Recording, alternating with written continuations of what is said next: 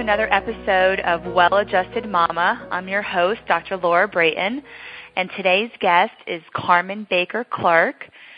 Carmen discovered the importance of lactation consultants and La Leche League as a new mom in 1991, becoming a La Leche League leader in 1998, and then an international board-certified lactation consultant in 2005.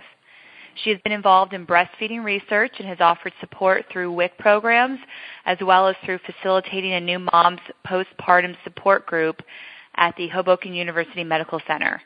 Carmen strongly believes that to succeed at breastfeeding, women need a network of support that includes their families, their community, their health care providers, and local, state, and federal government. She believes profound and permanent changes need to happen in our culture and healthcare system for us to meet the U.S. Surgeon General Healthy People goals for increased feeding rates. Welcome, Carmen. Hi, thanks. How are you? Good. I'm so excited to have you on the podcast today to talk to us about safe sleeping, which is kind of an extension of breastfeeding families at nighttime. So correct. Tell us, what is safe sleeping? What is safe sleeping? A baby that is near their parents and whose parents are able to respond quickly to their feeding and nighttime parenting needs. In a setup that involves parents who are sober, who are non-smokers, who are breastfeeding, where the baby is full term and a healthy baby, when the baby is not nursing, sleeping on his or her back, that they are unswaddled in a onesie or light jammies, and they're on a safe surface in preferably what we call the cuddle curl position. That's a lot of stuff. That is a safe sleeping setup. Okay. And so that typically is with the baby in the same bed with the parents? Yeah, if that describes typical co-sleeping. There's many variations to sleep sharing is the other way of talking about it. It doesn't necessarily have to be on the same sleep surface, but the reality is that most parents, in our efforts to keep mommies and babies safe, have implemented sleeping in separate surfaces, and the reality for most parents is that they eventually will pick up the baby to feed the baby at night, sit on the bed, and because they're so tired, exhausted, fall asleep without having a safe sleep surface set up. And so, when we advise them from the beginning, be prepared for the possibility that even though you're keeping the baby in the bassinet right next to you or in the crib right next to you or whatever other arrangement you have, be prepared for the possibility that you may end up falling asleep in your bed. So you want to make that also a safe sleep setup, just in case. Or you may choose to do so for every single feeding and nighttime and for the entire night.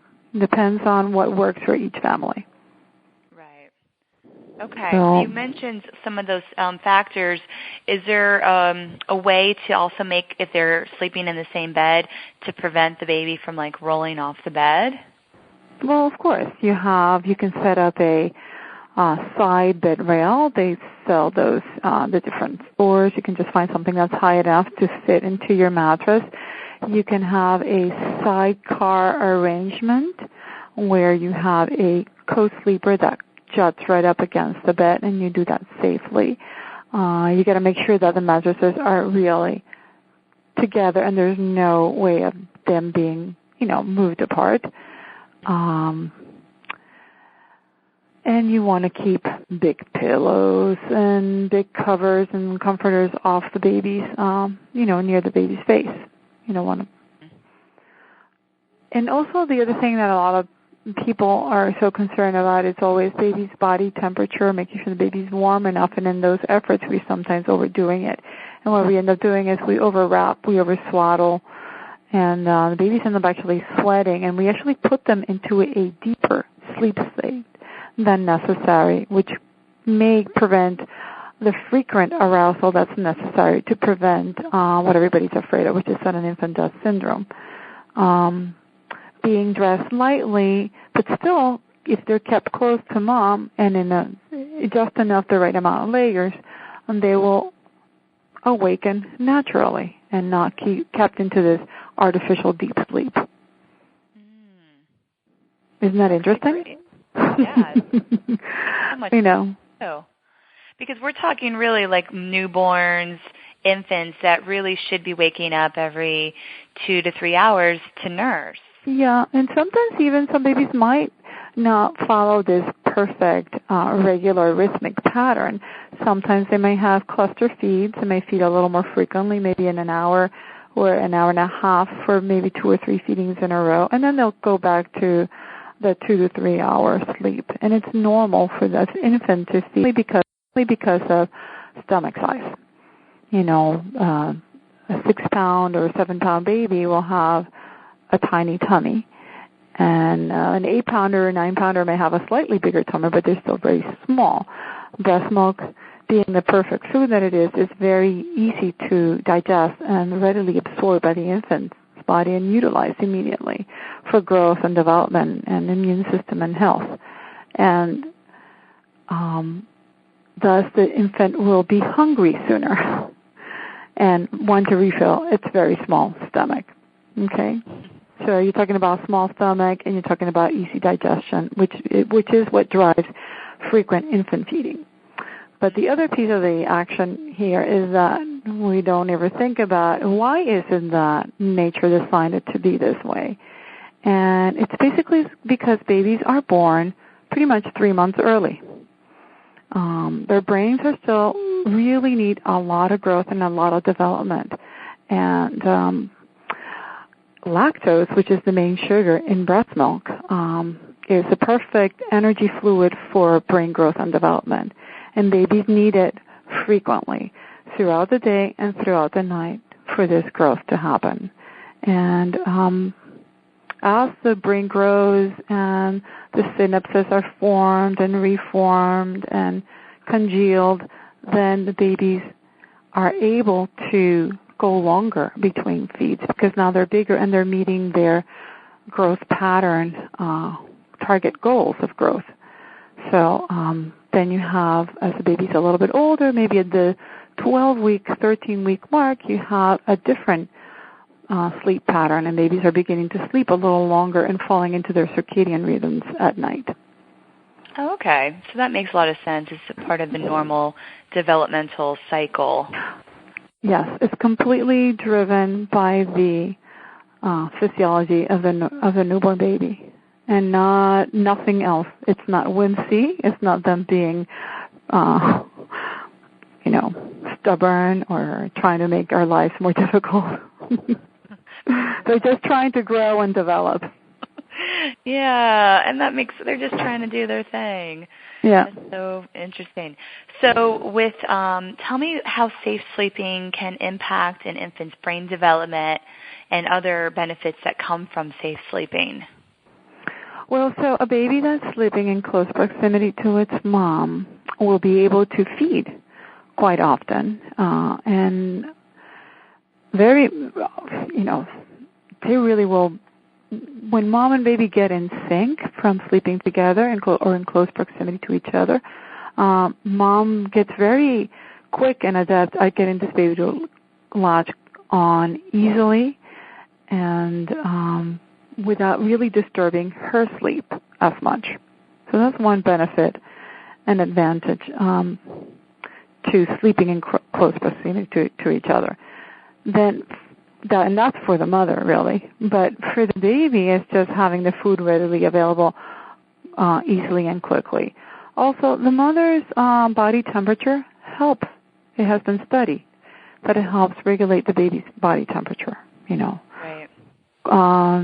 Tummy-to-tummy contact, skin-to-skin contact, has been studied repeatedly, and it's been advocated for that mothers and babies should be doing lots of holding and touching and skin-to-skin contact because it's good for the baby's development and regulating body temperature. It also regulates blood sugar levels because the baby is receiving continuous feedings. Dr. Niels Bergman did the studies that show that when a baby's feeding every hour or two, baby's really subsisting on lactose, in terms for its energy. When the baby goes into longer periods, the 2 to 3 hour mark, it's got to go into its glycogen reserves. And when we push it into the 3 to 4 hour stretch, the baby has to go into its own body fat reserve, to be able to fuel the right pace for its brain growth. So that close proximity during the day, during the night, frequent feeding, maintains or enables the baby to be able to get the milk and the sugar that it needs for fueling its brain growth at a nice pace, as opposed to putting the baby into stress from having to wait too long to get its fuel. There's also the heart regulation of the heart rate, and then also it's the synchronizing of the sleep cycles. When mother and baby sleep together, baby have, a couple of different types of sleep. We're talking about quiet sleep when there's no body movement. Baby's breathing is very irregular. They have sometimes some bursts of sucking in their sleep. And it's very difficult to wake up a baby that's in quiet or deep sleep. And then you have active sleep. You have some movement, irregular breathing. It's a little quicker. They may do facial movement, twitching, rapid eye movement, REM. And they're very easy to wake up, and they startle easily, okay? During active sleep has a very important purpose. And the heart is actually pumping blood a little quicker to go to the brain for this brain growth.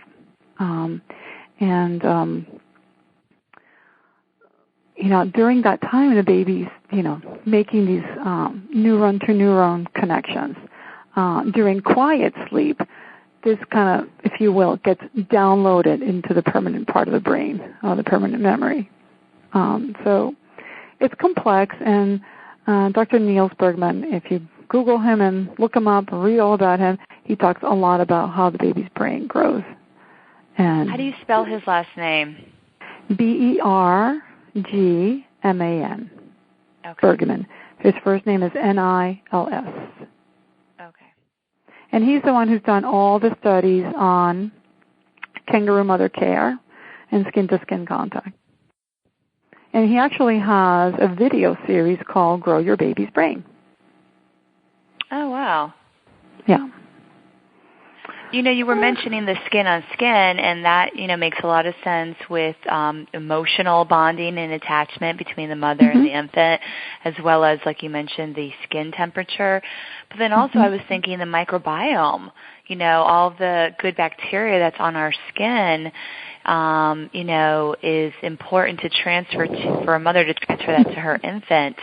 Right. The first 2 years of their life, because their gut's still immature and still developing, and they're still, learning their microbiome. Right, and our infants are born pure without the microbiome, and they have to get it from the mother. The first exposure to the microbiome is the mother. And yes, it's through vaginal birth, it's through touching, through contact, through skin-to-skin contact.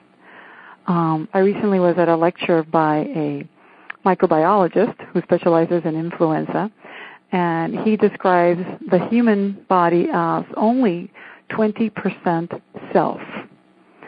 The other 80% is other microorganisms. Right. I love that. It's crazy if you think about it. 20%. It is. Yeah, we function thanks to other microorganisms that help us. Necessary. They're absolutely necessary for our survival. Yeah, we can't including, well-known, everybody knows about probiotics these days. They're very important for digestion, but there's many other microorganisms to keep other microorganisms in check, so you have the right level of populations. And babies need their mothers for the establishment of their microbiome. And, of course, they receive a lot of this microbiome through breast milk as well. So. Right. It's all fascinating stuff. And we have all these preconceptions about how babies should sleep, but they're not making it up. There's a reason why they sleep the way they do.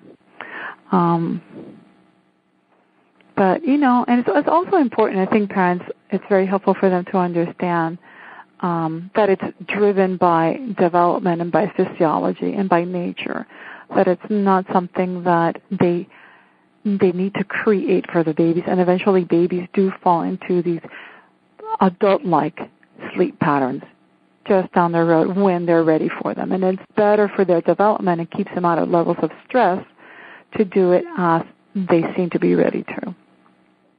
There's many very popular sleep books and things like that out there that just add to the confusion and put words into parents' mouths that make them think that they have to train their babies into being able to sleep correctly.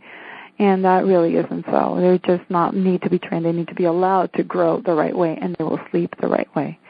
There's a new book out there called Sweet Sleep by 4 very well-known authors.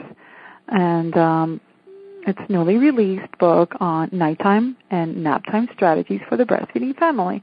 And it really, again, it goes against, they call it the Safe Sleep 7, and just making your bed as safe as a crib and greatly reduce other risks in just a few steps. And that's what they call the 7 steps, and it applies, make sure that people are not smoking, that they are sober, meaning no drugs, alcohol, or medications that make them drowsy, that this applies for breastfeeding families only, and that they're full-term healthy babies kept on their back when not nursing. Most people who are breastfeeding in bed at night will be lying on their sides facing each other, baby and mommy, in what we call the cuddle curl position, and that they're unswaddled, and that's a big one. People don't realize they're obsessed with swaddling, and they don't realize that babies are no longer in the womb, and they need to adapt to extrauterine life. And yes, some of them need some kind of tightness and feeling of snugness, but we are helping them adjust to being outside the womb and that feeling of being always snug and tight, and adjust to being able to sleep without being tightly wrapped all the time. Because they also need to be able newborns?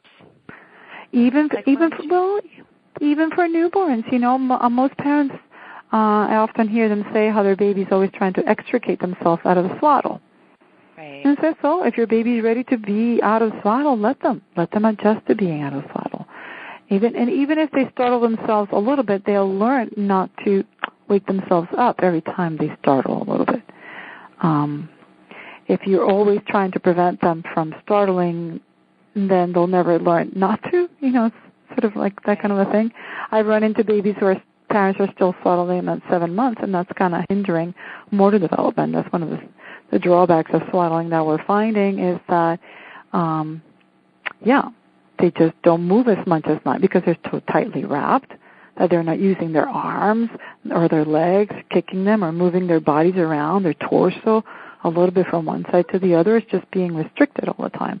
It's also forcing them always to be in a totally flat on their back position, and so we've seen an increase in flathead syndrome, and I'm sure you treat a lot of babies who have this, and they even have torticollis and all these things because they're always kind of stuck in the same position all the time.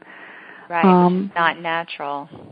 Exactly. Babies are meant to be able to move freely, to develop their movement, their muscles, and coordination.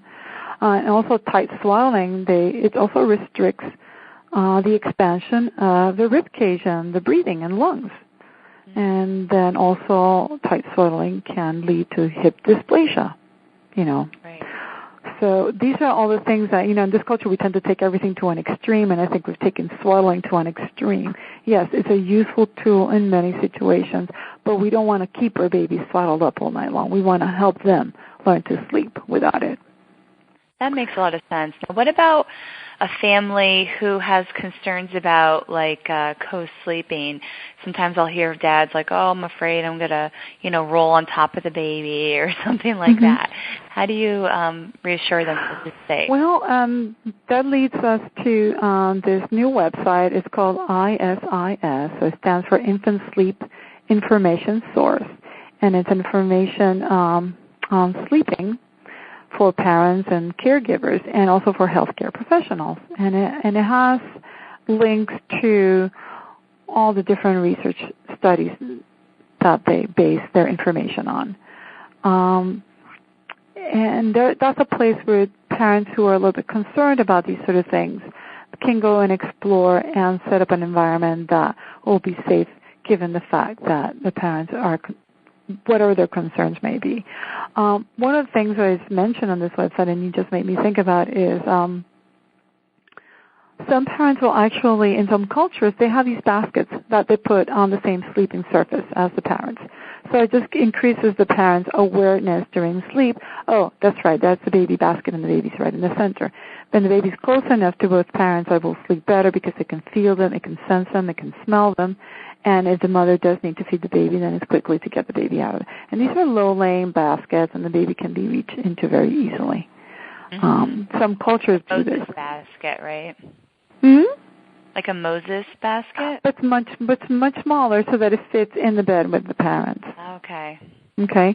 Then there's, in this culture, they came up with something that they called a product on the market called Snuggles Nest. And when that first came out, I said, oh, my word, what are they going to invent?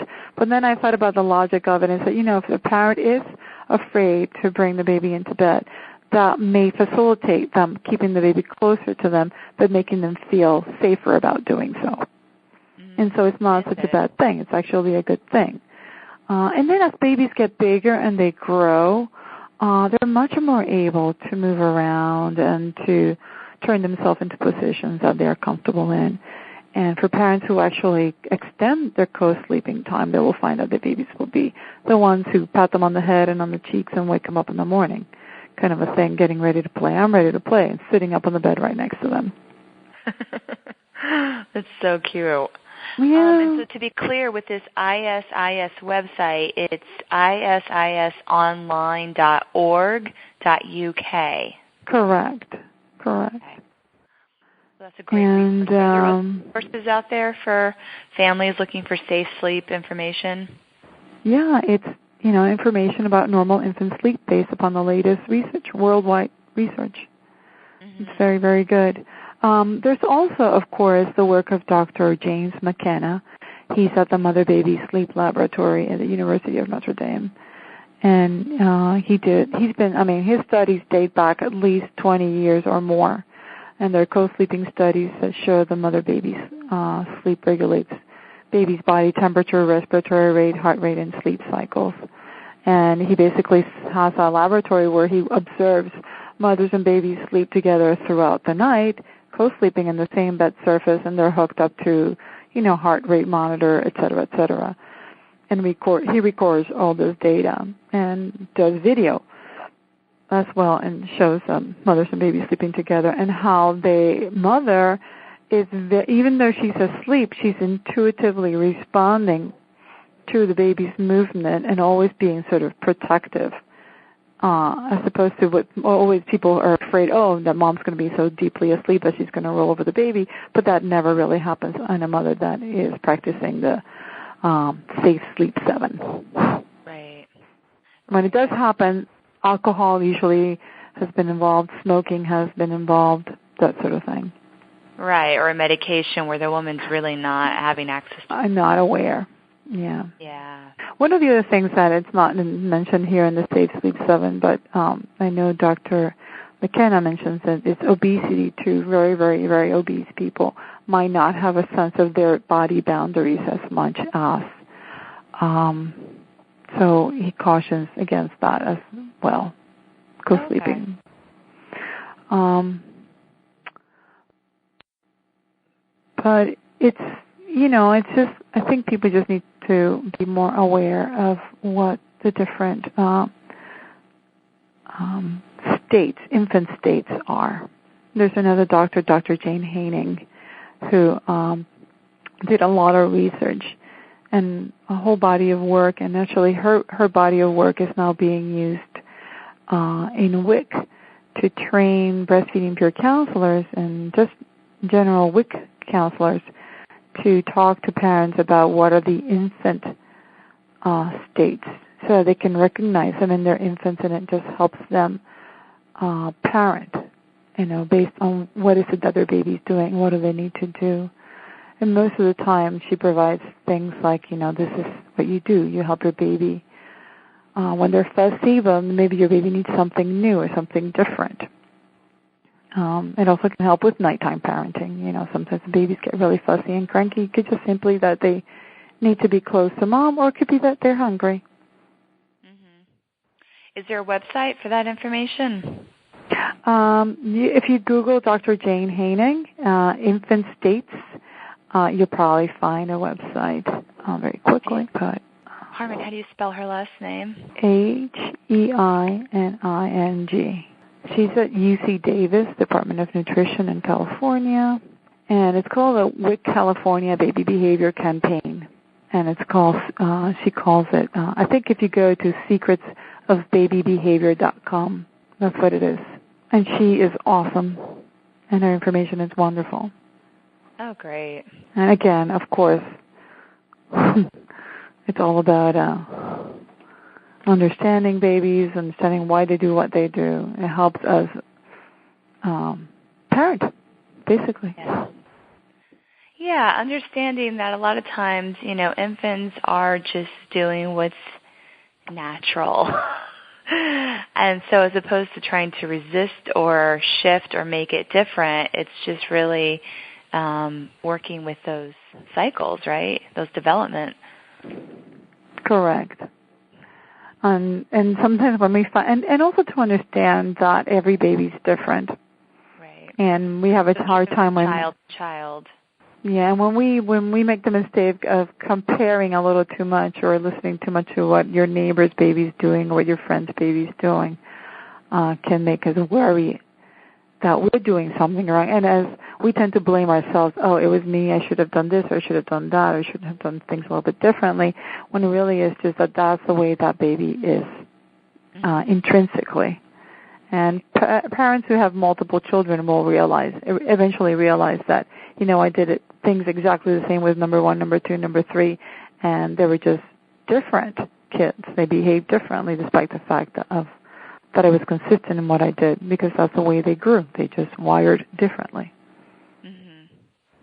Yeah, so that's really good to have that awareness as a parent that, your friend's child could be different, and doesn't mean that you're doing something wrong. It's just your baby's different. Mm-hmm. All right, Carmen, any last thoughts you'd like to share with the listeners?